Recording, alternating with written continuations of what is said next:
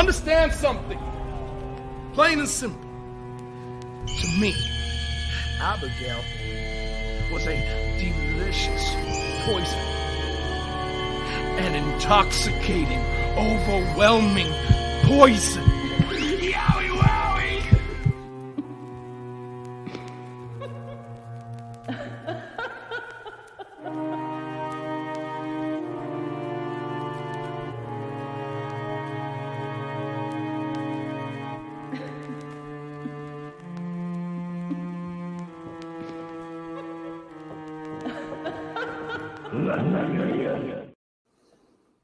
What's up, everybody? Happy holidays, and we are back with another episode of Abby's Window, and we're happy to have all of you here. Welcome, everyone. Hopefully, all of you are doing well. And right now, as we always do, we will be joined later by another guest, but we can't have Abby's Window without Abby, so we have Jodie. What's up, Jodie? How are you? Pretty good. Good. Chilling. I hear you. Well, yeah, I mean, if you're in like the Midwest, Northeast, you're chilling for real. You're literally chilling. Literally chilling. Yeah. So hopefully people are staying warm. If you're in any of the areas that have been just brutally cold over the last week or so, it's been pretty crazy. Not gonna lie, it's been freezing. So, so I want to welcome everyone in the chat. Again, I'd love to go down and list everyone out by name, but I just want to say thank you all for joining us. We really appreciate it. It's going to be a fun show. We got a lot to talk about, a lot to get to. So yeah, there was an announcement. I want to get to this first before we even get into Caleb's corner. But there was recently a post put out there by WWE, kind of teasing and hyping this Pitch Black match. What do you make of that? And do you think our boy is going to be in that match, or do you think he's going to be somebody else in that? I don't know. I mean, your natural instinct is to think, oh, this has to be for Bray. But then there's that little tiny image in there of Edge. So I don't know. Yeah. What do you guys think in the chat? Do you think Bray is involved in this? Is it going to be Bray and LA Knight, or is it going to be a little bit of a curveball? I don't know. And I love the fact that it's sponsored by Mountain Dew Pitch Black. Right. I love that. Yeah, Chris was talking about earlier, like it kind of sounds like a lights out match, but obviously it's been renamed because Mountain Dew paid a lot of money. Yes.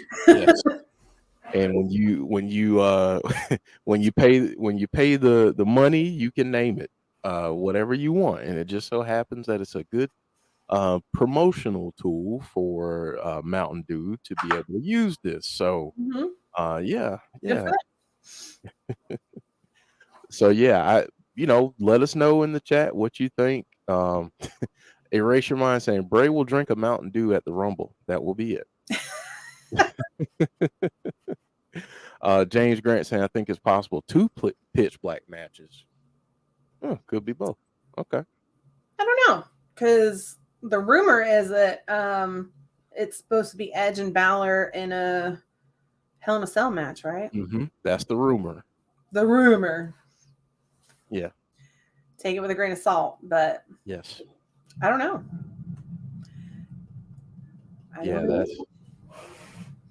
It's a month away. Yeah.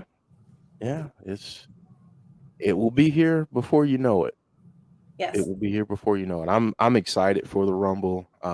Not just for the Rumble matches, but I'm excited to see what the other matches are going to be. And I don't think we always can say that with the Rumble. I know a lot of times the focus is on those matches, but not some of the other matches that are on the card. So I'm excited. And Me too. It's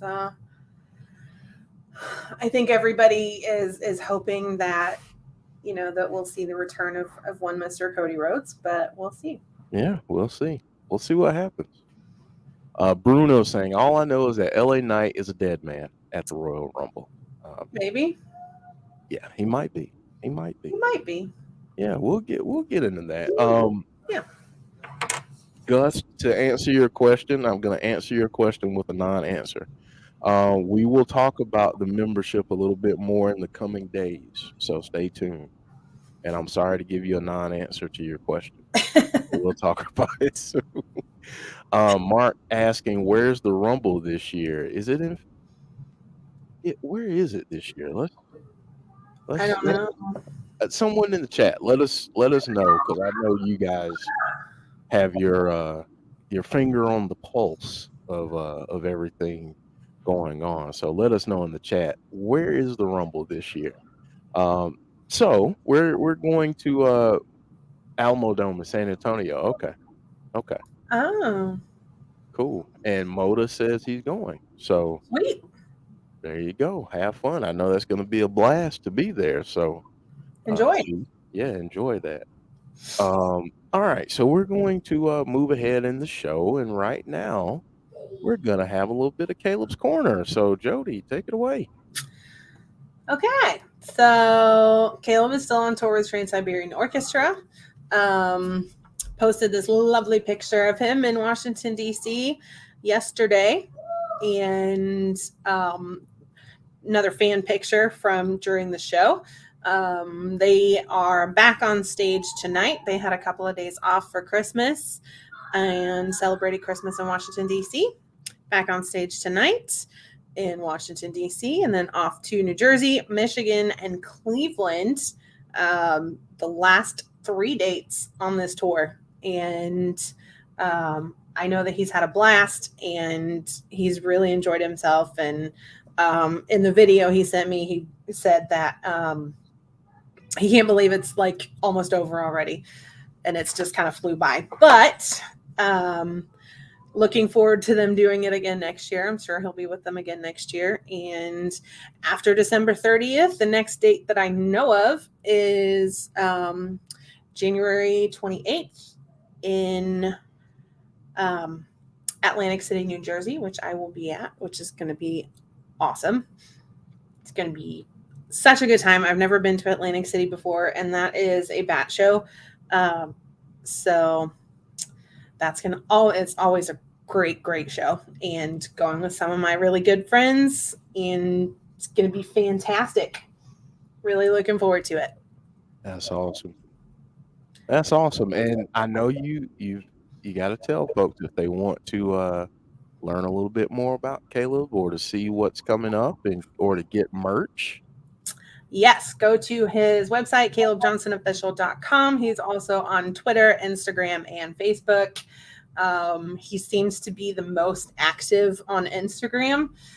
So definitely check him out on there. He's doing a little thing on his website now that's kind of like Cameo. So you can book him to make a personalized video for you. It says get a birthday greeting, but once you actually click on it, it doesn't have to be a birthday greeting. So, Abby had to get one because this is Caleb's Corner after all. So I did get one and got it last week, and it was wonderful. He's a sweetheart. That's awesome. I know that made you very happy to get that back from him and to get that. So that's great. And I know you're going to have a great time at the concert in January. So yeah, that's awesome. And he's a busy dude. Very. I don't know how he has time to sleep. I really don't. Yeah. I don't know how any of them have time to sleep, because I think all of these last 5 dates are 2 shows a day, like 1 at 3 and 1 at 7. Wow. So I'm sure he's going to go home after this tour and just sleep for like a week straight. And I totally wouldn't blame him for doing that. Yeah, that wouldn't that would be very understandable. if he just went home and just vegged for a while. Just But I'm sure he's looking forward to getting back home and spending some good time with his family, and you know, he's real close to his family, so I'm sure he's really looking forward to that. As much as he loves being on the road with TSO, but I'm sure he really misses his family. That's so awesome. So awesome. Go check him out. Great talent. Duke, and just he's got a special. I did post the video that he sent me on Instagram and Twitter as well. So if you want to go check that out. Yeah, go check that out. Go check that out. It was awesome video for sure. All right. So we had a little some stuff that happened on Friday that just a little bit that we might need to talk about. Just a little bit. So obviously last week's SmackDown was taped. A lot of this information was out there already, but just in case you were like myself, and I think I don't know if Jodie watched before or looked up many spoilers before, but I wanted to be surprised. So if you wanted to be surprised and you waited until Friday, we got to see Bray come out and address the crowd and give a promo, and he was talking about how people doubted him. He said, I'm not Uncle Howdy, but admitted, you all thought that I was. LA Knight owes me an apology.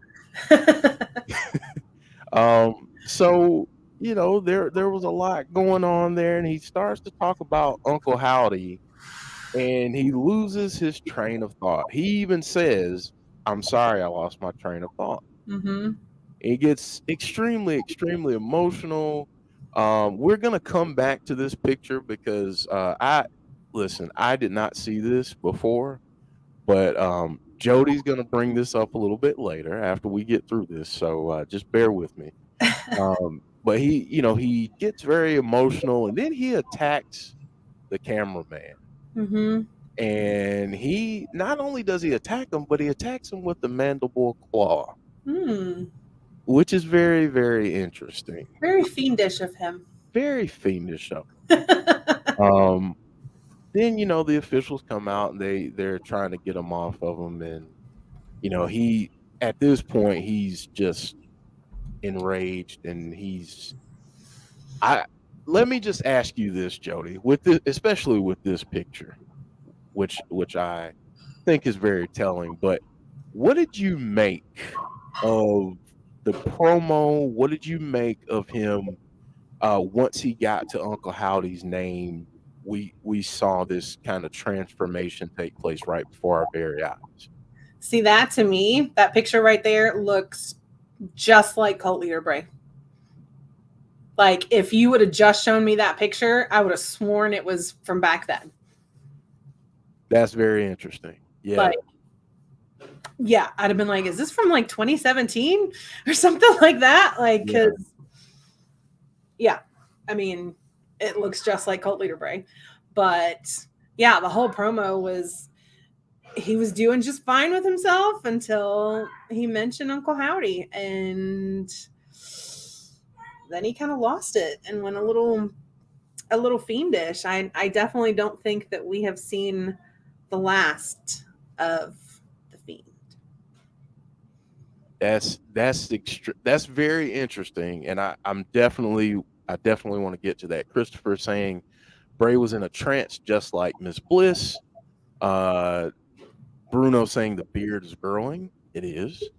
So yeah, I want to get back to that, because when you say you don't think we've seen the last of the Fiend, I want you to elaborate a little bit more. Do you think we'll see him like just sporadically? Do you think he'll make a comeback for a little while and then go away again? How do you think that will play out with the Fiend?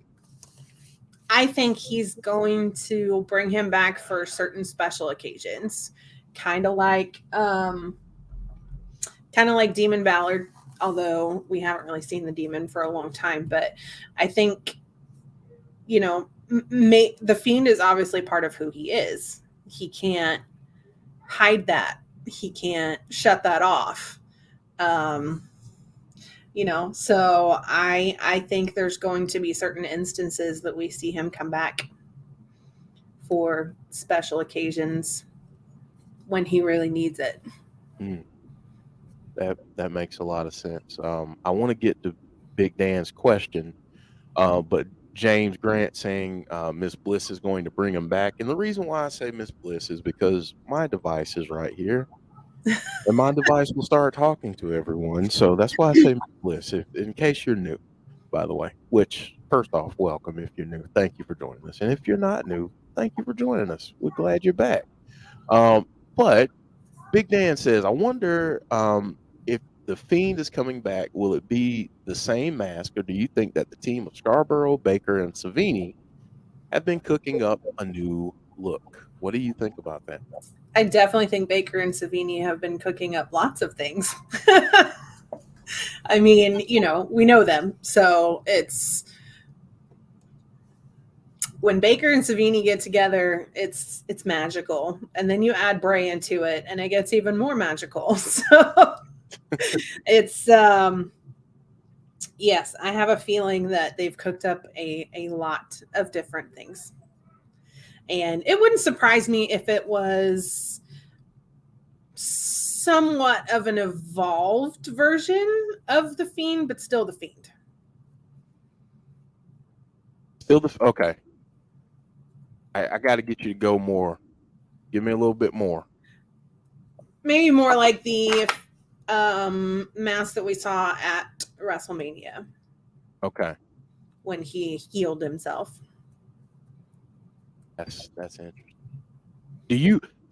Back to James Grant's point, do you think, especially now that we're seeing a lot of stuff happen with Miss Bliss on Monday nights, do you think there's a direct tie between these two? Do you think that one brings back the other? Do you think she's bringing him back, as James said? So I went back and watched a lot of the first promos that we got from Uncle Howdy. And there are definitely some moments where I feel like he could be talking to her. You know, maybe he's the one that blames her for the Fiend going away. So I don't necessarily think she might be the one to bring him back, but I think she will be a target when he does. So you don't think it's a case of them working together? You think she'll be a target somehow? Yep. Wow. Okay. I really don't. I feel like we could also almost get like a closure from what happened at WrestleMania, because we don't really know what happened. And there's some things that, you know, Howdy says in a couple of the promos that, you know, we've heard that before from Bray, and she's mentioned very similar lines, you know, about she was just a shell of the person that she used to be. And, you know, she was somebody different. And obviously she's in complete denial because she said that Bray abandoned her, which obviously, I mean, that's her perspective. Right. Obviously, as fans, we think she's in denial, but you know, because it was pretty obvious to us as fans that she cost him the match. So I think everybody naturally wants some kind of continuation or closure from that story, and I think that's where the revenge comes in. If that's what really happened, that she was the one that cost him the match and made the Fiend go away, that naturally he would want revenge if he comes back for that. Okay. Josh Kuhn here saying trapped him in the Jack in the Box. Ooh, okay. Josh Coon saying here, what if Uncle Howdy uses her to force Bray to change? What do you think about that? Change how? Uncle Howdy uses Alexa to force Bray to change. I don't know. Maybe go to this darker place, because I think, and maybe I'm wrong here, I don't know, but I think from what we've seen with Bray, he wants to turn he wants to turn to a new page. He Mm-hmm. wants he wants to move forward. Mm-hmm. So maybe having him revert back to the Fiend or go to a darker place. I mean, he says that he's just a servant now and he goes where the circle takes him, which made me think, based on the fact that Uncle Howdy mentions you want to see something really scary, and that is the first thing that Bray says on his very first promo coming up to the main roster is, you want to see something really scary. And if you watch some more of those old promos, it kind of like flipped a switch in my head. Like, we haven't heard anything about Abigail this entire time. All we've heard about is, obviously Howdy. We've seen the Fiend. We've seen the puppets come to life. We've seen the Funhouse. But we've had no mention of Abigail at all. And that's a big part of Bray's character, was Sister Abigail. So what if she's the one calling the shots? What if this is still all for her? That's interesting. That's fascinating, because again, it, like you said, we haven't heard mention of her at all. Why? I mean, why do you think that is? Why do you think that she's been? I mean, I don't want to say forgotten, because she's not forgotten in terms of a part of the story, but in terms of where they are right now with this story, she hasn't been mentioned at all. So, I mean, do you think there's a reason why? Do you think, maybe that's coming later? Oh, there's definitely a reason why she hasn't been mentioned yet. I just don't know what it is. Well, if you had to throw out a theory as to why, and I'll open that up to the chat too. That she hasn't been brought up yet because he maybe doesn't know that maybe he hasn't kind of honed in on that particular aspect, that particular piece of his personality yet. So again, not like she's been forgotten, but he hasn't remembered her yet. That's an interesting way to put that, Jody. Just saying. That's very interesting to put it that way. If we're going to that, see, Josh, I think it might be the other way around. I think Uncle Harper might be her father. Ooh. Or Uncle Howdy might be her father. Interesting. That's interesting. Okay. Just a hunch. I like that. That's awesome. Okay, so I talked about this a little bit earlier, but you mentioned something to me about one of the photos, one of the still shots from Friday night, and I'm going to bring it back on screen now. Tell everyone what you told me about this photo, and I want you to kind of elaborate and go, because I thought this was, I didn't recognize it, so take it away. So if you have any history or background in lighting, what they put inside the spotlights to cause shadows, it's called a gobo. And basically it sits in front of the bulb and the light shines through it, and that's what creates the shadows and the pieces of light. So the gobo in this particular overhead light that they are using appears to cast shattered pieces on the ring. So the pieces of light look like shattered glass, shattered mirror, maybe, but it's definitely something that has been shattered and being projected into the ring. And Bray is always standing in the middle of it. Always.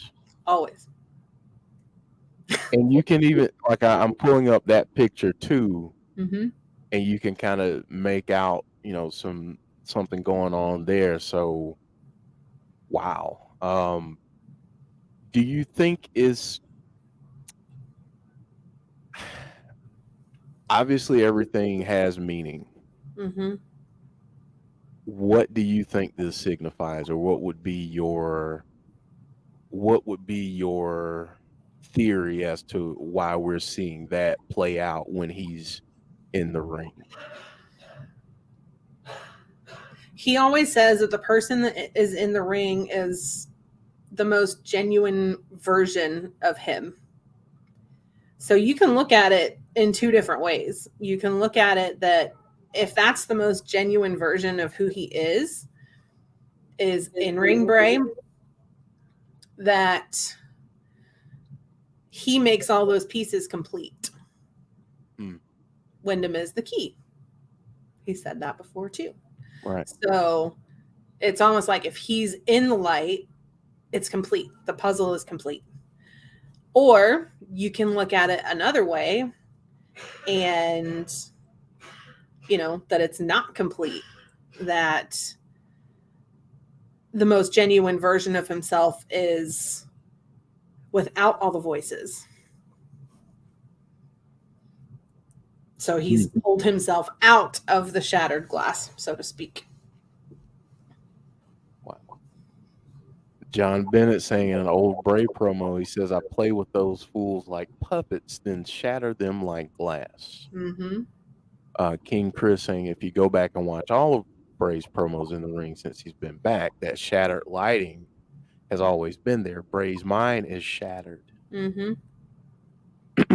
Wow.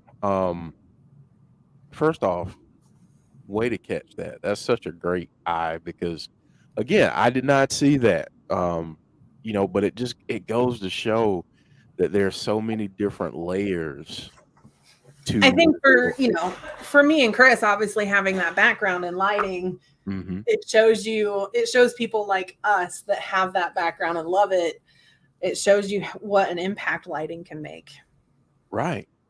I mean, lighting is almost like another cast member. It's another character in some ways. I mean, perfect example. Look at a band like TSO. They're fantastic on their own, but you add that lighting to it, and you're just sitting there going, "What am I watching right now?" Yeah, it is like another member of the band.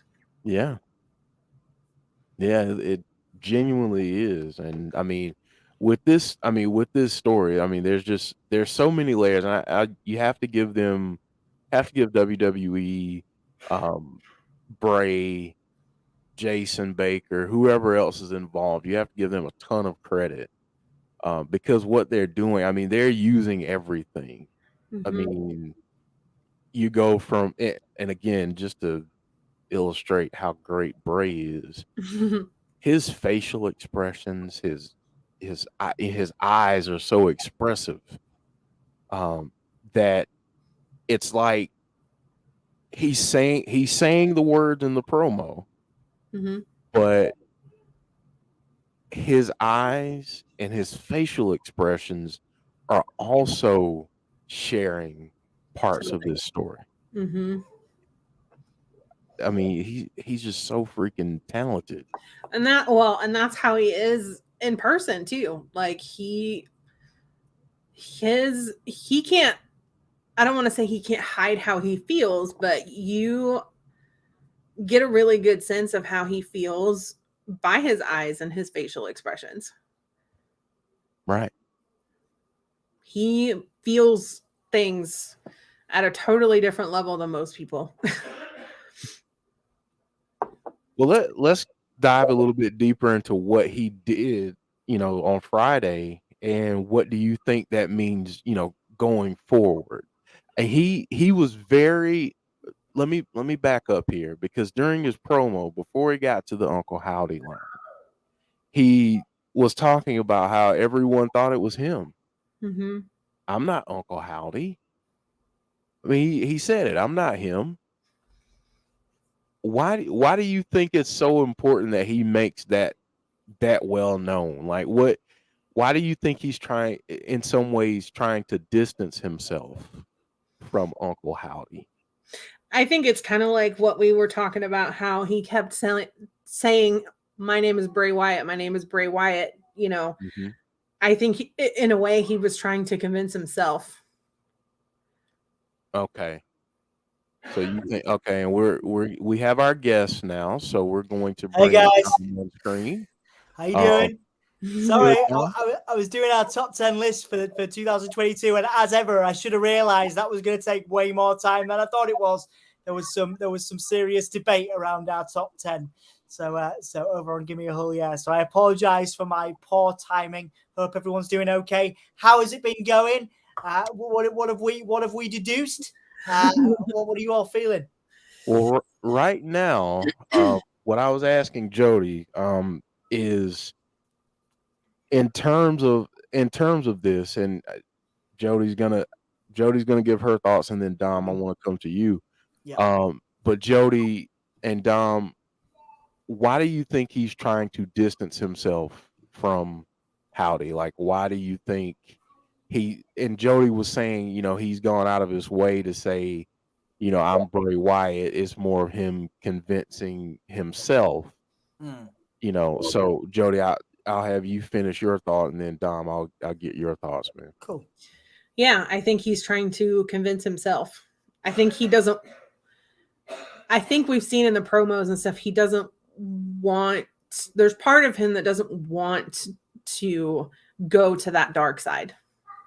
There's part of him that wants to be good. And, you can tell that just by the difference in what in-ring Bray says versus what backstage Bray says about the same things. Back when he was backstage, Bray said, I'm going to do horrible things. And then when he was in the ring, he said, I'm going to do spectacular things.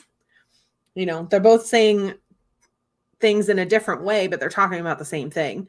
So I think there's a part of him, this in-ring personality that doesn't want to go there.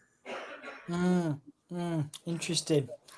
Yeah, there's a nice comment there from King Chris, which Jeff's just highlighted there. That he doesn't want to believe he's the monster anymore. The issue I have with how that was done, the first, obviously, the Howdy debut, and him just kind of sat there, like he was like confused. I think if he was trying to distance himself. It's such a confusing thing, because if he was trying to distance himself, he would have been shocked too. He would have been more shocked, I think. The Howdy was there and Howdy appeared. I think I was disappointed, and I know we're going back a couple of weeks. I was disappointed in the way that he just kind of slumped in the corner and just kind of laughed, like it was one of his tricks, like Howdy was one of his tricks, like he knew it was going to happen. And that, for me, the confusing thing is, if he's distancing himself from Howdy, why is he not fraying? Why is he laughing? Why is he looking confused, slumped in the corner of the ring? So I see what you're saying, but do I believe he's distancing himself from Howdy? I believe every week he gets closer to becoming the Fiend and to becoming closer to Howdy. I think he's embracing whether he's embracing Howdy, that might be a bit of a stretch, but I think he's okay with Howdy being there. He didn't freak out. Didn't freak out like LA Knight did. Didn't clear out the ring. Just kind of sat there, almost like he was watching daytime TV, with his feet up. My issue with that was that he didn't look that arsed that Howdy was there on the stage.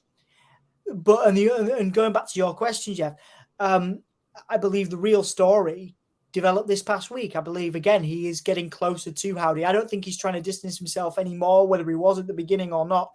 Certainly not anymore, because he didn't freak out. He was just chilling like the first week, and then this last week he obviously gave in. He gave in to Howdy. He gave in to the Fiend, arguably putting that mandible claw on JT Energy, who was the cameraman, a great independent talent as well, JT Energy. But for me, the real storytelling, the meat happened this past week, because I know we talked about it before, but I really wasn't that impressed with the storytelling when Howdy came out, because Bray just kind of looked a bit nonplussed. He was like, meh.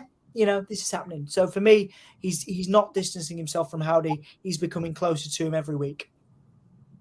That's an interesting point.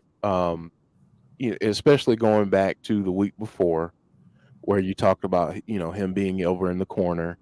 Do you think, and I just to go back to Jodie and then back to you, Dom, do you think that that's him? Maybe that's him being almost giddy that other people can see it now too. Mm-hmm. Other people can see what's been there that I've been seeing, but maybe that's him showing, okay, well, now other people can see it. Mm-hmm. Yeah, kind of like we talked about last week with Right. having the right vision to be able to see Howdy in person. And, I definitely agree with Dom. I think he's getting closer to Howdy every week. He just doesn't want to admit it to himself. Right.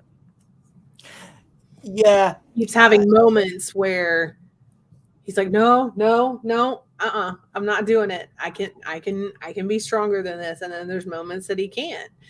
He even said something like that in one of the promo. He said, sometimes it feels good to do horrible things. Yeah. Excellent points there, Jodie. And once again, like I say, I'm looking in the chat. John's got a comment highlighted there. And guys, yeah, it's lovely to see you all as well. Thank you so much for the comments and welcoming me in, despite my tardiness. I appreciate the welcome tonight as well. It's good to be back. But going back to your question, for me, he's getting closer to Howdy. He's giving into that primal urge that was the Fiend, and some excellent comments from John there, Dan as well, around the the storyline, the psych evaluation. Again, no remorse, didn't show any remorse, putting that mandible claw in, in terms of being giddy about and that's an excellent point actually, Jeff, being giddy that people can see him. I guess there is that. Yeah, maybe there's like a weight lifted, so he was just kind of laughing weirdly in the corner because he was like, "Hey, I told you all!" Although I would have preferred more emotion from such an emotional character. He just kind of looked like he didn't want to get up. But yeah, going back to your point there, dude, without trying to waffle on too much. I think there is maybe a degree of that. Like, okay, he is real, he is a character, but now the big concern is where do we go from here? Is there going to be a match between the two? Is there going to be a tag team? Are they going to tag team? How are we going to go forward with this? And that is, I guess, the wider question for maybe another Abby's episode or in the comments. How do you take that Uncle Howdy on stage and give him a presence in wrestling? Whether he, like I say, whether Bray's excited that we can all see him or not, that doesn't diminish the challenge that WWE now have of how to incorporate that physical presence into television programming.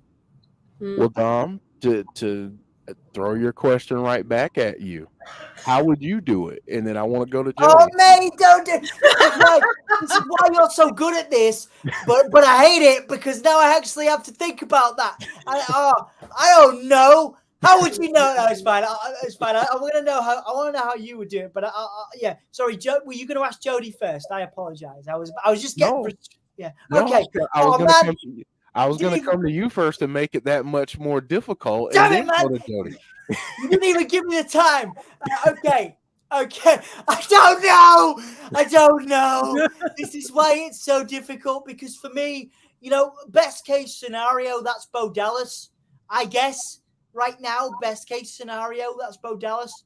I can't think of anything else, because if you bring in Vincent, people aren't going to know who he is, whether they should or they shouldn't. If you bring in Dutch, same thing. Who is this personality? Our theories and our preference. Sorry, I've had a bit too much cake.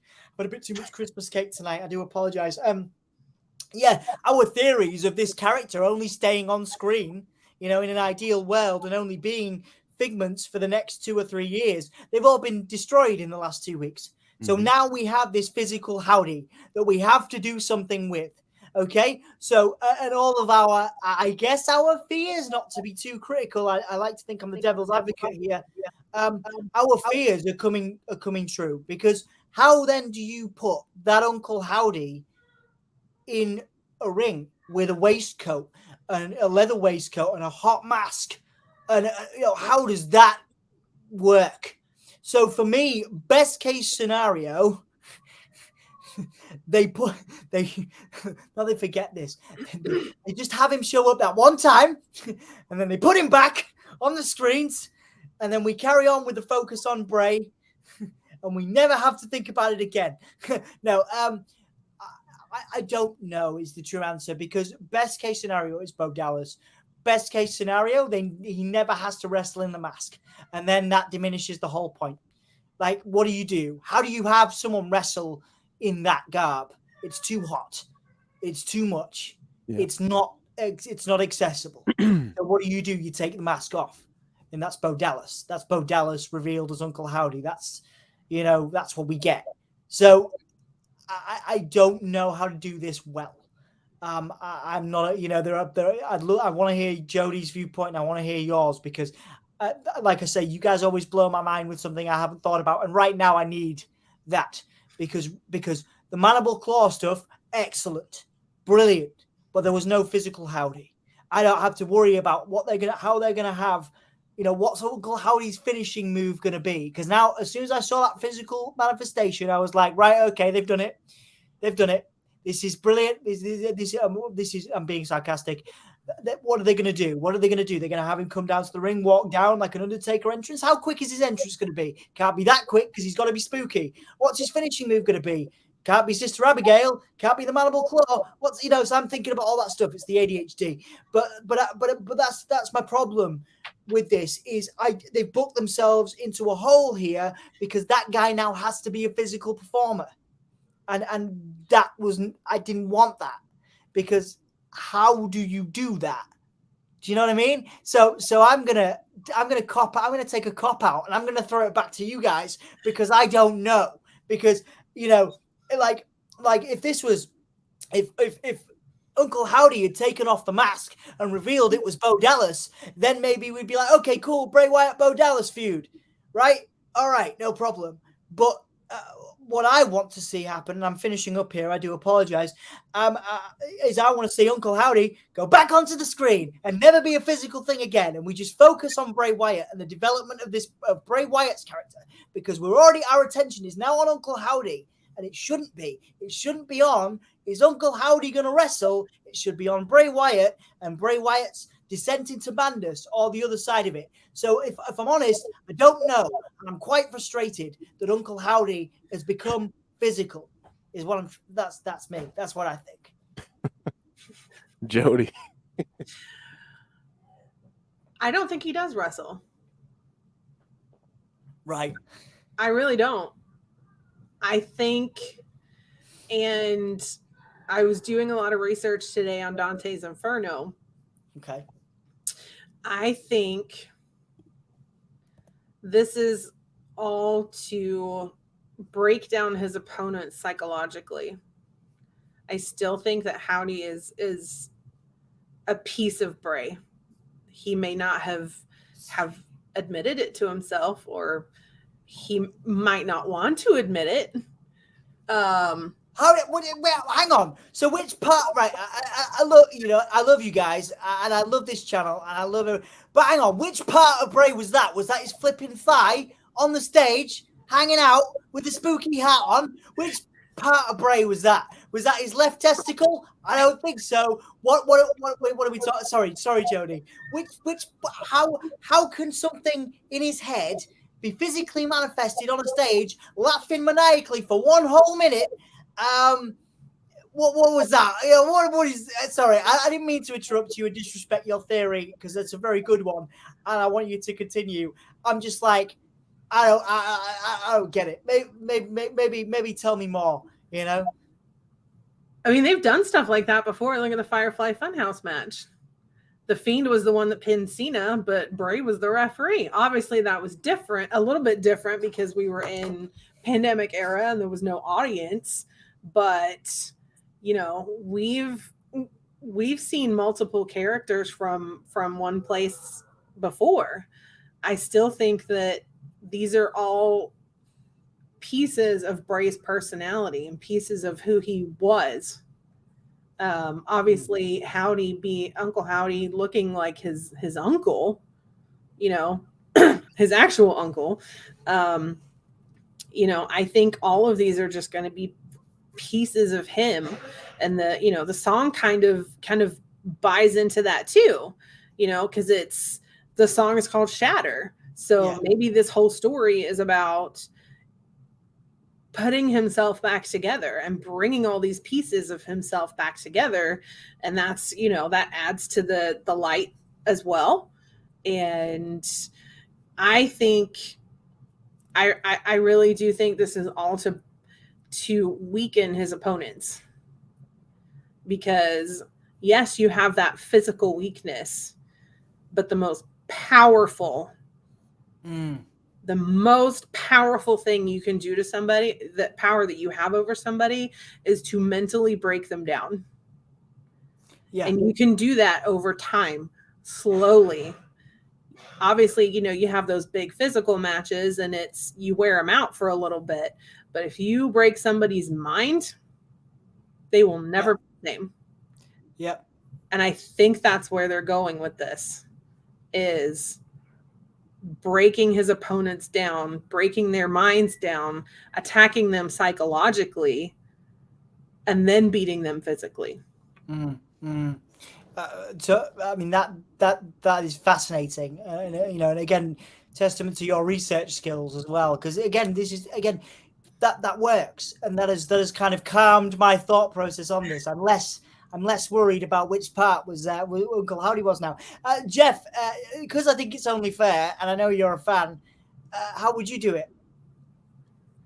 I wouldn't have Uncle Howdy do anything physical. Okay. Because I don't think he needs to. Mm-mm. You don't have to. When you can affect someone's mind, as Jodie says, you don't have to touch them at all. Mm-mm. Not at all. Mm-mm. He didn't have to touch LA Knight. And I mean, honestly, like, really think about it. All the physical things that happened to LA Knight, and what did he do? He was searching for who did it. He was searching for why it happened. Yeah. The moment that he saw Howdy, he retreated. Yeah. Howdy didn't have to touch him to get that to happen. Everything that he saw in front of his eyes, what his eyes showed him, was enough to be like, okay, yeah, this is real now. You could see the look on his face. There was a look of panic. Mm-hmm. I mean, think about the injuries. Think about the different things that happened to him leading up to that point. And it took the mental to break him down. So how I would do it is I would have Howdy, and I wouldn't do it all the time, but I think with Howdy, you can just have him pop up from time to time. He doesn't have to be, he can live behind the screen, so to speak. Yeah. And when he's needed, when people are like, okay, I'm done playing your game, Bray. I'm done playing with you. Like, stop playing with me. I'm not doing this anymore. Then he can show them how real it gets. And maybe it's not Uncle Howdy all the time. maybe there are different personalities, different personas Yeah. that pop out from time to time. I mean, There you might know, be 6 of them. there may be 6 of them. Yes, yes, indeed. And So as Haley says, maybe we're getting a manager. You know, I mean, maybe. Interesting. I love coming on here because again, I'll come in and I'll be like, oh well, I don't know how to deal with this, and then you guys like, you guys really, I love your theories. I love the way you think about stuff because again, it's like that could work. That could absolutely work, and he doesn't need to wrestle. But that's the thing, like me and my sports entertainment brain is like, who's been conditioned by what over nearly 30 years of watching WWE. You're like, yeah, they've got to have him wrestle. Of course, they're trying to do the Fiend again without doing the Fiend. Do you know what I mean? Trying to recreate that, and especially with all this worrying news of Vince maybe coming back. That's where all that kind of came from. But actually, no, you guys have kind of calmed me down a little bit. Maybe maybe that's not going to be the case. Maybe he's going to be, just something, again, something manifest, but doesn't have to be physical. Yeah, really interested. Yeah, and I think too, and just going to your point about sports entertainment, and I'm gonna make a very, very, very bold statement right now. I love it. Let's go. I think this is way bigger than a wrestling storyline. Yep. We've said this, man. And we've said this, and I think that the right man, the right person is telling this story. And I think at this point, when it comes to this particular storyline, I think we kind of have to throw a lot of the conventional thinking about what wrestling is and what it has been. I think we have to throw that to the wayside and think about what it could possibly be. I mean, if you can take what Mick Foley did back in the day, and you can put it into 2022 with the camera work, with the special effects, with the different things, and you put some real resources behind it, I think this may be something that changes the way that we look at wrestling going forward, because it's not a storyline about two people that are in conflict, and the only way for them to solve it is in the ring with physical violence. This is about the mental. Yes. This is about the mental aspect of what we're seeing and how that can play out in front of us. Yeah, and like you say, I think this is the most interesting and arguably more intricate than the stuff Foley was doing, but certainly in terms of dynamics, certainly the most interesting, in terms of maybe a mental health aspect. Jodie's talked about this as well with her experience. Certainly the most interesting angle from a mental health perspective I think we've seen in the last sort of 20 years, but that takes time and it takes patience, and I am learning patience coming on this podcast. I am a sports entertainment mark. I have come in to this as a Bray fan, but also as a sports entertainment guy, and you can be both, but you have to learn patience. And I'm learning patience by coming in here and talking about these theories with you guys, because like I say, it's a long-term thing. This could be a movie. Maybe that's the plan. Maybe a year down the line, we suddenly see WWE Studios, Uncle Howdy, the saga or something, But I think, yeah, you're right. It doesn't have to play out immediately. It doesn't have to have that quick payoff. There's so many nuances to this, Yeah. And So I think the question that us wrestling fans have to ask, especially if you're a fan of Bray and, seeing some of the things I've seen on social media, and I want to get Jodie's thoughts on this too. But I think you have to get to the point where you have to trust the process, and you have to trust where it's going and trust the storyteller. And that's a hard place to get to. It's a very hard place to get to, because you're asking the fans to do something they've never done. You're right. You absolutely. But you guys come from horror movie. You love horror movies. You love that sort of psychological storytelling. We talked about psychological thrillers like Seven and things on this podcast. Now, over the, when I was growing up as a teenager, I loved that stuff. But again, as I'm sure you guys have also had to deal with, when you grow up around social media and phones and all the instant gratification, we talked about this too. That's where I've come from. I'm like, I want to know what happens now, and I've got to know. But then as soon as I get that dopamine, I'll be gutted. So this is actually, I'll thank you guys, and I'll thank the community when we're still talking about this in 6 months' time. And the long-term storytelling is still there, But I think, like the people in the comments are saying, and thank you for your understanding. It's not that I'm saying this is rubbish because we haven't had Bray in a wrestling match. It's just that I'm so used to that kind of instant dopamine hit of, say, Ricochet getting a kiss under the mistletoe on SmackDown this past week, or that kind of stuff where you get those moments that we all kind of, oh, well, that show had that, but it is interesting to debate with you guys because like I say, this is a movie, and I liken it to a movie, and the more I do that, the more it makes sense. And I wonder if you guys, as movie fans, as horror movie fans as well, do you think of this? Is this a movie to you?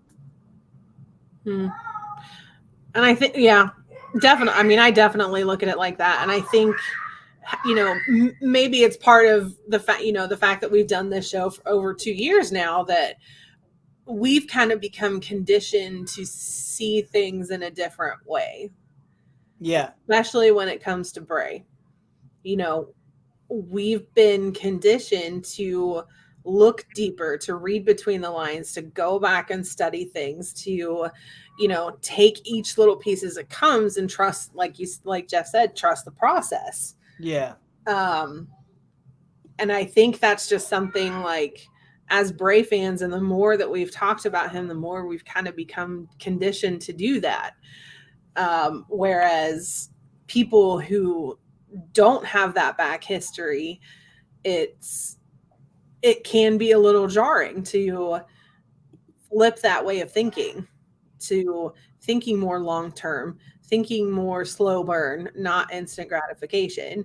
And I think that's what Bray has always done really well, is challenge us to think a different way, to look at things a different way, to analyze things a different way, to take it step by step instead of to jump from 1 to 60 in 3.6 seconds.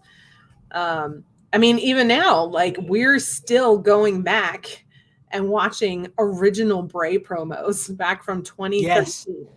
Yeah. Like, that's long-term storytelling, that we are going back. We're still watching original Bray promos from 2013. Yeah. Because it's still relevant. He's still telling the story. And it's almost 10 years later. Yeah, interesting. And again, I don't think we've seen this, again, long-term storytelling, I mean, in this form, arguably ever. But it's just whether, and I've talked about this a lot, and I hope you guys understand why I keep bringing it up. My concern is that, whether Bray I don't imagine he's sat reading the YouTube comments. I know he watches Abby's, but on occasion. But I don't think he's sat reading the YouTube comments and stuff. But my concern is that again, there's people out there just writing this off already, and the views have dropped, on his videos on the WWE stuff in terms of the reach and stuff, and people are starting to tire.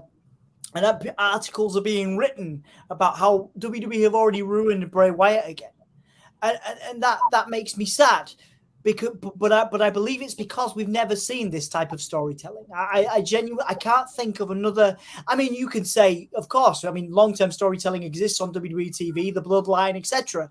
But in terms of an intricate story that we don't understand yet, when has that happened before? Like when has this ever been done? And that's not that's a big jumper clap to Triple H and everybody involved in doing this, but maybe that's it, because we've never seen it. And that's why people are freaking out. They don't understand it. Maybe that's the whole point, and that's why we're here to talk about it. People fear what they don't understand. Yeah. And I understand that. Like that's one of my big, philosophies in life, and it's what's got me through most of my life. But I think from a television standpoint, yeah, you're absolutely right. People are afraid. They're not used to seeing that on TV, and they're not used to how to deal with it. You know what I mean? But it is fascinating to debate with you guys in the comments and you guys here because again, it's kind of the first time I've kind of acknowledged, well, maybe I need to look at that, because like I am the quintessential WWE guy. I like my payoffs, but my favorite wrestler, my favorite character isn't giving me that. You know what I mean? So like it's a big challenge for me to watch week on week, because I'm like, when's he gonna Sister Abigail someone? But actually, what's the joy in that? Because as soon as that happens, as soon as we get that first match, you're gonna be like, okay, what's next? Exactly. So it's this is testing this is good though. It's good. It's teaching me to be patient. You know. So I also think that this is good for the current regime. I think this is a test for them too. And what I mean by that is there's a question that I continue to ask myself. What if Bray, and it's obvious that there are significant ties to all of this, because he's referencing things from when he first started. So what if this is the story and this is the path that he wanted to do, that he wanted to go down from the very beginning, but because of the lack of patience from some fans, because of the influence of fans on creative and on the company, they changed course. Maybe that's why he had to change course and do things differently, because the fans were saying, oh, well, we want this now. And the challenge, I think, for the new regime is to stay the course. You may drop a couple 100,000 views over the next month or the next whatever, but when we get the payoff, is that reveal, is that payoff, is that event that takes place that we see going to not only bring back the former viewers that have dropped off, but quadruple the numbers, because it's something that is so unique and so different that we've never seen it before. Yeah, interesting. I mean, if you go back to the Extreme Rules thing, I still go back and watch that and get goosebumps. Right. And that has that has a couple of million now. So yeah, you're right. Maybe they're just looking for that maybe that moment that we're paying off, whether that's Royal Rumble, whatever that is. That's they're going to see the raising numbers, and I know that for a fact the holiday stuff, the QR code, and the potential of a Bray Wyatt Brock Lesnar feud that's increased numbers for WB last week, and I know that was watched because people were like, "Oh, does this mean the White Rabbit is dead?" Oh, that was, that's a shame. That was one of the most interesting things. Oh, but wait a second, he's back and he's got an Uncle Howdy mask on. Does that mean they're feuding with Brock Lesnar? So yeah, you're right. It is about finding that moment, and that it was the Extreme Rules, and then it was the slap of LA Knight. Sorry, the headbutt of LA Knight. I know is consistently doing well. People going back and watching that, and then of course this holiday video and the Mandible Claw as well. People want those moments, but it's just about waiting for them. That's right. It. It's waiting for them. Yeah, kind of like I said, like maybe in 10 years we'll be going back and looking at stuff that he's doing right now and putting it all together. Like, would you rather? A lot of people would rather watch a movie after it's out than watch how they made it. Yeah, good point. Yeah. Good point. I mean, a lot of people go back and watch. I mean, we've talked about Mr. Robot. I'm actually going back and watching that all now with a renewed sense of vigor that I was watching it when it was coming out, and I was waiting for the next season. And actually, I believe that's the best way to watch series. That's just me saying that, but very rarely do I have the patience to do it. So there you go. I'm calling myself out, but Mhm. but I think that's it. It's about waiting, and it's about maybe us going back and looking at this as a movie 10 years from now, and maybe it will be, but we won't realize it till then. You know what I Mhm. mean? Yeah. There's so many nuances to this. And then we'll be able to connect all the stuff from 2013 that he did. Yeah. And it'll be one big, massive long-term storytelling. I think, that's another reason why Triple H brought in somebody like Rob Fee, who has that background and is doing a phenomenal job with it, so far. And, they brought back in people like Tom Savini, who's had an amazing career in special effects and, working with Jason Baker and doing all these wonderful, wonderful masks. I messaged Jason the other day, actually, because I watched The Black Phone again. And every time you watch it, you get like a little bit more, you understand a little bit more detail to those different masks and what actually it took to make all of those. And, we're seeing that in play now with Bray, with Jason and Tom Savini making all of that stuff. And major props to Jason and his studios and what they're doing with all of that. I know they're super, super, super busy. But having the three of them teaming up together and Bray bringing in his ideas and Tom Savini bringing in his ideas, Jason bringing in his ideas, like I said, it's just magical. And the more we kind of dig into it and the more times we watch it, the more little details we're going to get, not just from the masks, but from everything together.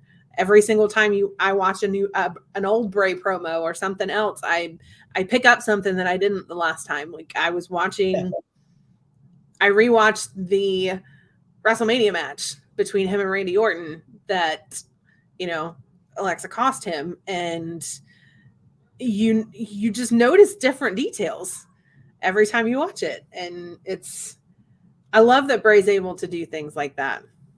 Yeah. And he's always been so good at hiding things in plain sight, and it'll click one day and you'll be like, oh my gosh. Yeah. I mean that'd be an interesting question for the chat and for Jeff as well. Jodie, you mentioned just going back and watching stuff. I've only recently, again, which is something I'm recognizing, probably through that patience thing. I'm only recently going back and looking at those promos. I didn't used to do it because I didn't, I was like, okay, well that's done. Same thing. So for the chat and for Jeff, obviously Jodie, you just answered the question. How often do you find yourself going back and watching those old Bray promos and finding stuff? Because one thing watching them and the other thing finding stuff. How often do you find stuff that makes you question what's going on now or what was going on at the time? Say some of those old Swamp promos leading to The Fiend, for example. How often do you find yourself going back and looking at those and what do you get from doing that? So I'll put that to Jeff and then the chat as well. Weekly. Yeah. Weekly. There's I go back and I take a look at different things, and not in order. Sometimes I just want to go back and see, is there a connection between this and this? Like, is there a dotted line? Is there a direct line to what's going on now? And I find myself like listening to the words, looking at the imagery, and being able to come back now and say, okay, now I'm understanding why Howdy said this, or why this image was in the backstage thing that Howdy did. I'm picking up on those things, and I would challenge people, especially if you're newer to Bray fandom, is to go back and look at the old things, like really immerse yourself in some of his old work and look at some of those images that pop up now and try to draw that correlation, try to figure out what Uncle Howdy is saying, because it's one of those things where, you brought up the point earlier, Dom, about this being a movie. And I really had to challenge myself on this, but this is kind of what I got out of going back and kind of tying some of this together. And this is going to be a weird correlation, but All right, let's go. This is what I've come up with. So for me, and one of my favorite movies of all time is Cape Fear. Oh, So when Bray first started out, I really looked at him more like a Cape Fear, Max Cady kind of character. mm-hmm. And then he continues to evolve, and I look at some of the other iterations of his character, and then I think, okay, this is like from the Devil's Rejects kind of thing. Mm-hmm. And then I look at it as when he donned the mask of the Fiend, it's like, okay, now he's gone full Jason, Michael Myers, Freddy Krueger kind of thing. Mm-hmm. And now this is a person that we've seen, that we've got the psych report, we have all of these different things. We kind of see that he's, in, to bring this up again, a shattered individual. So what I've seen by piecing this together as a movie now is I'm seeing the evolution and devolving of a horror character right before my very eyes. I'm seeing right now, what I'm seeing is, what if we took the mask off of Michael Myers and he really said, I don't want to be that person anymore. I'm this person now. Mm-hmm. That's where I think we are. Wow. That part of the story. That's where I think we are. huge. That's huge because, and I'll try again. I'm sorry I can waffle on a little bit, but like imagine, and that's changed it all for me again, as always happens when I come on here.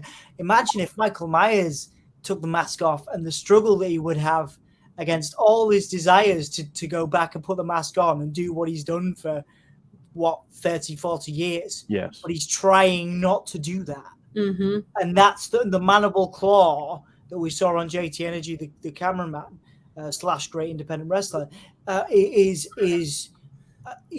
him putting them, is Michael Myers putting the mask back on because he's driven by it. His desire is to kill people, is to brutalize. But yeah, it's Michael Myers taking the mask off, going, hang on a second, do I have to do this all the time? Like, can I be something else? And Bray Wyatt right now is questioning if he can be something else. The only hole is, for me, is that physical Howdy. But again, you've kind of calmed my nerves on that one too. But yeah, man, that's blown my mind. What if Michael Myers took the mask off, and what would it be like for him, and how would he cope with that? Maybe a little bit like Bray. Well, how many times have we seen that in horror movies, that they've lost the mask and they're not themselves anymore? I mean, look at the Black Phone. Perfect example. He pulls the mask off of him at the end and he flips out like, oh my gosh, I'm not myself anymore. What am I going to do? Mm-hmm. Their identity is so locked up in that they don't know what to do without it. Yeah. Yeah. So he's so locked up in the Fiend and people's desire, I guess, to see him as the Fiend, and the freedom. The freedom to do horrible things that the Fiend mask gave him. So he wants to do amazing things, and to do that, he wants to take the mask off to do amazing things. But actually, this is where you blew my mind here, Jodie. He actually wants to do amazing things in the ring. He wants to take the mask off and do amazing things, but he has this desire to do horrible things with the mask on. That's part of who he is. Yeah, that's blown my tiny little mind. That, yeah. And at what point do those collide and face off against each other? Because that's the point that it looks like he's struggling with at the moment, is that he comes out and he says, I want to do amazing things, but then in the back he's saying, I'm going to do horrible things. So who's going to win? Yeah. You see, if Vince was in charge, like Rick Joe was saying, and a couple of other people, they'd have like a fake fiend, wouldn't they?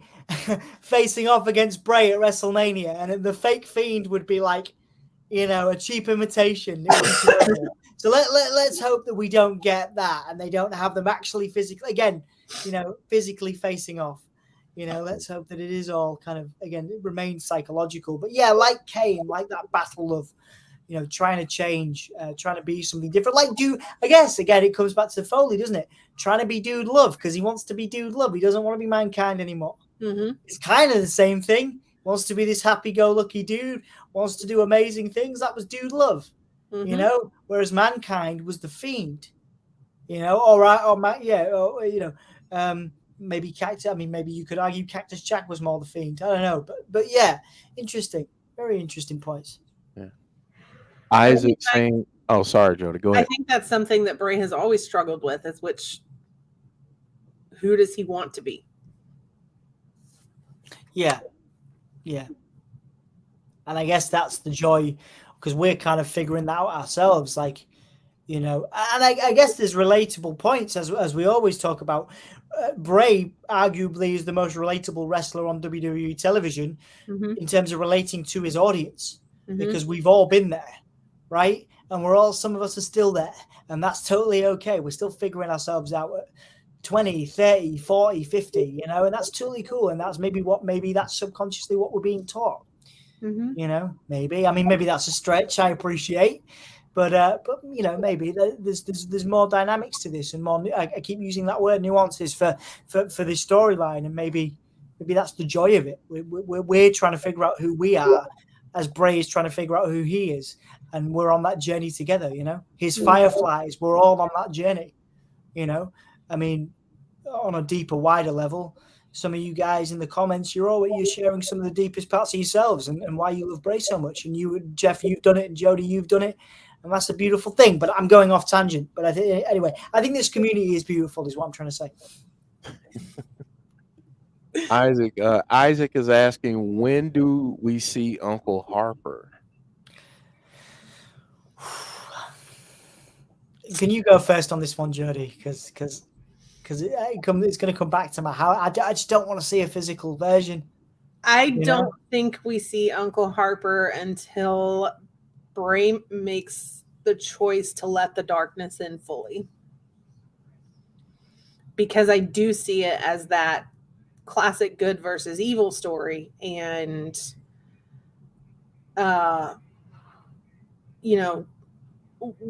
when you've made that dark choice to choose that path, you'll have that angel on your shoulder trying to pull you back.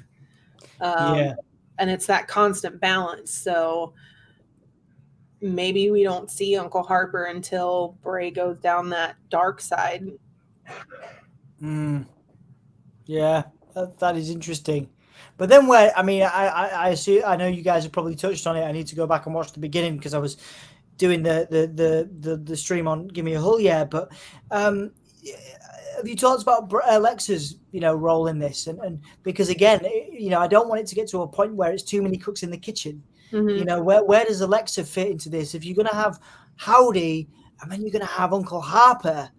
The devil and we've simplified it down to the devil and the angel. Great, awesome. Yeah, let's do that. Let's do devil and angel. That's where Uncle Harper comes in when he starts to get revenge on Alexa. Okay. Yeah. But then I'm like, where does that leave Alexa?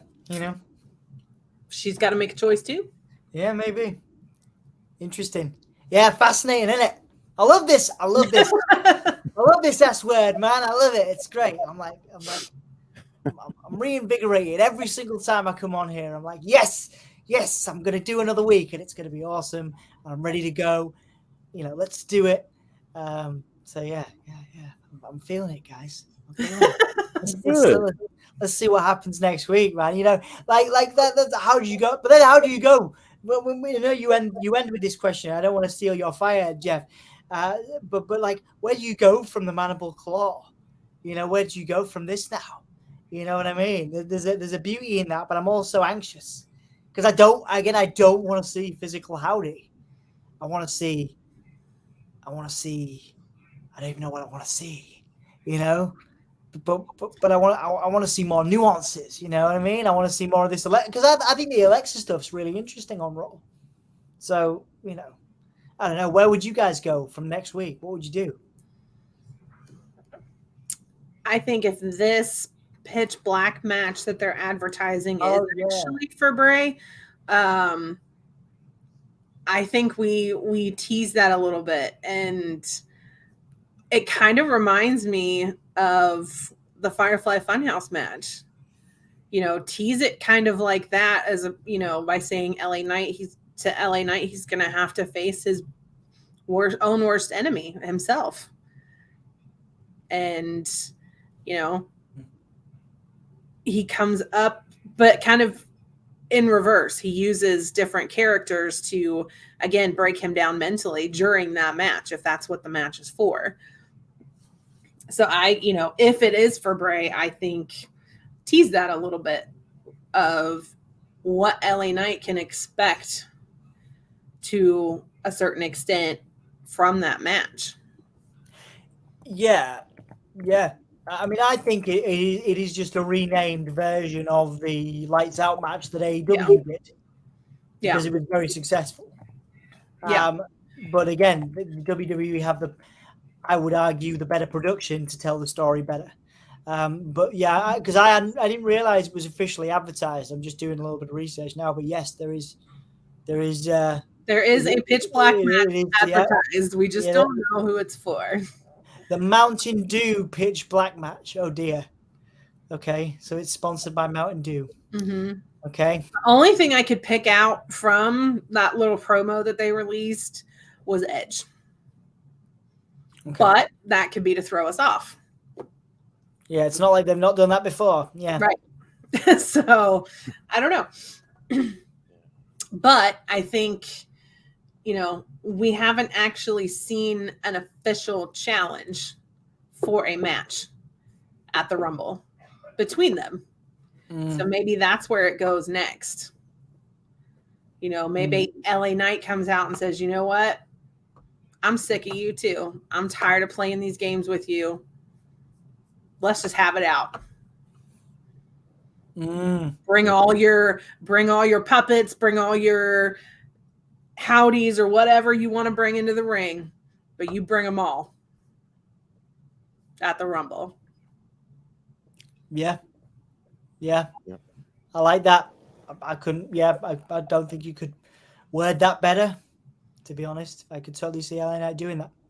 Yeah, I mean, you can't. You know, he said stuff like that before. Like, I don't care what you do with your puppets. So I can totally see him saying something like, "I don't care which character you bring. I don't care. Bring them all."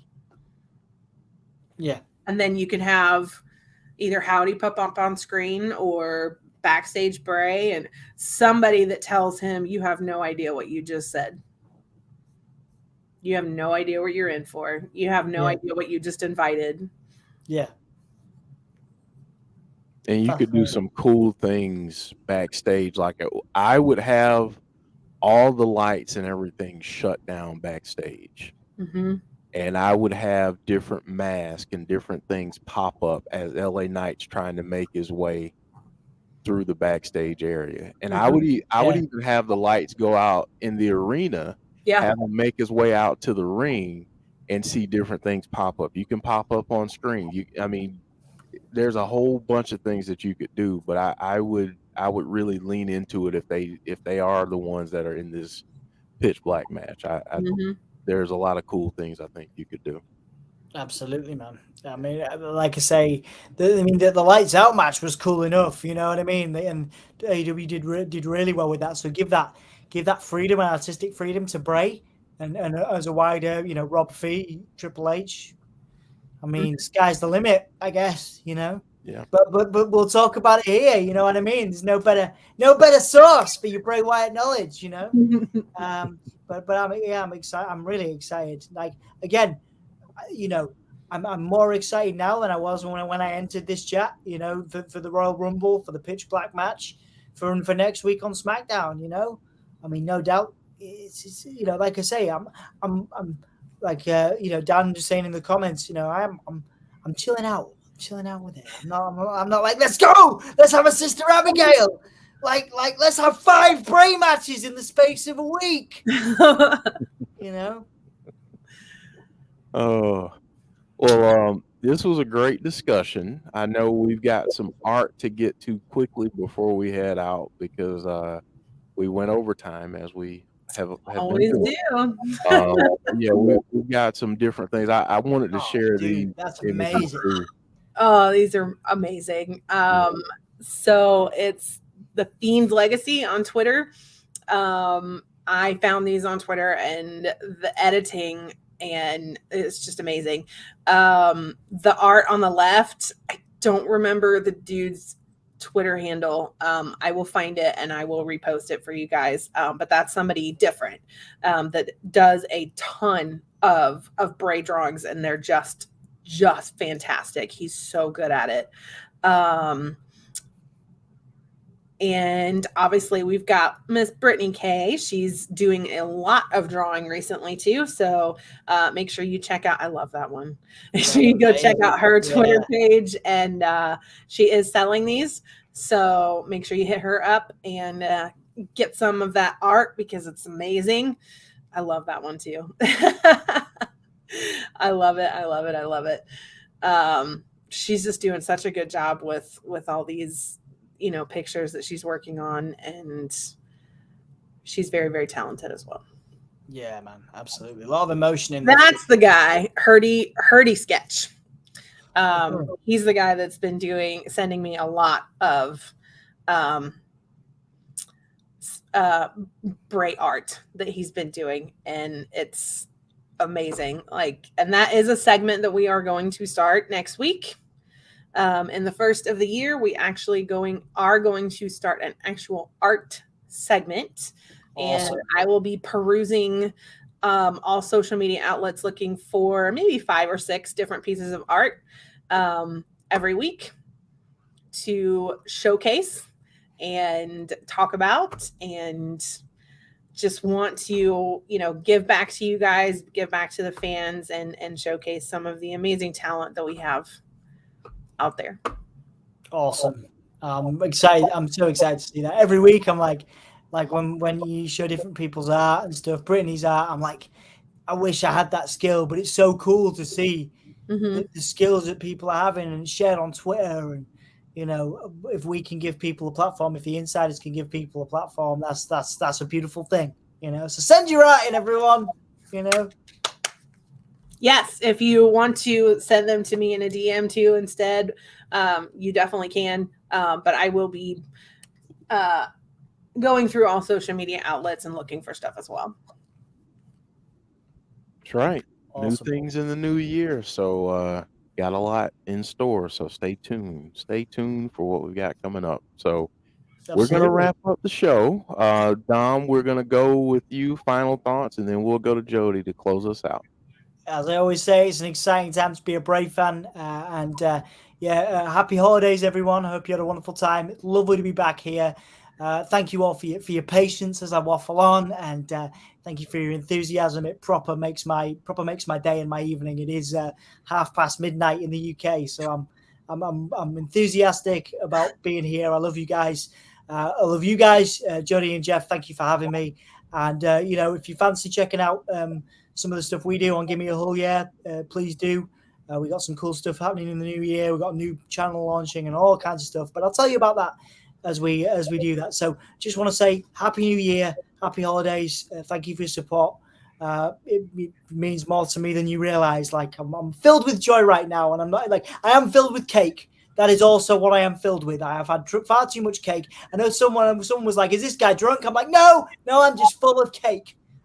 You're on a sugar high right now. Yeah, I went to my dad's for Boxing Day, and they were like, have 2 pieces of chocolate roulade with cream, and I've got such a sweet tooth, as you could probably tell. So I'm like, yes, I'll have all this without thinking about the consequences. And I'm on the drive home, and I'm like, oh my god! And so but happy to be here nonetheless. That was way longer than I meant it to be. Happy holidays, everyone. Happy New Year. Yeah.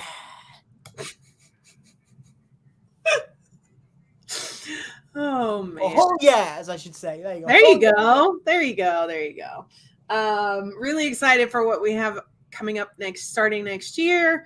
It's going to be a great time. I'm loving all of the where everything is going. Just be patient with it and start digging into some old promos. You'll realize a lot of things that he has been leaving breadcrumbs all along. And maybe next week we will dive into Dante's Inferno a little bit. Sounds awesome.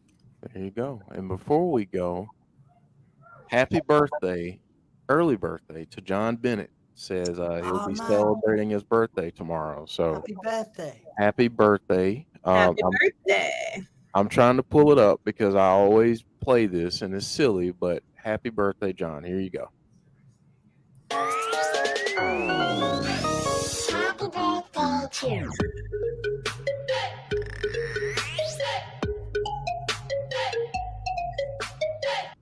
There you go.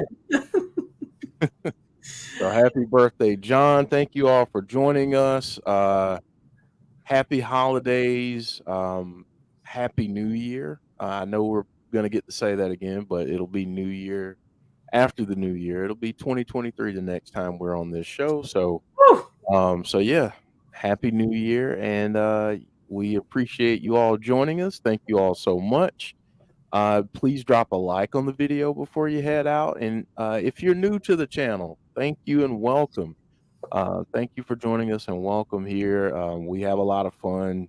This is a very awesome community, and we're happy to have so many of you out here. So join the fun, subscribe, and hit that post notification bell so you can know when we have future content, because we're going to have a lot of it in 2023. And yeah, so we will see you all next time for another episode of Abby's Window. And I'm trying to find an appropriate picture to put up as we head out.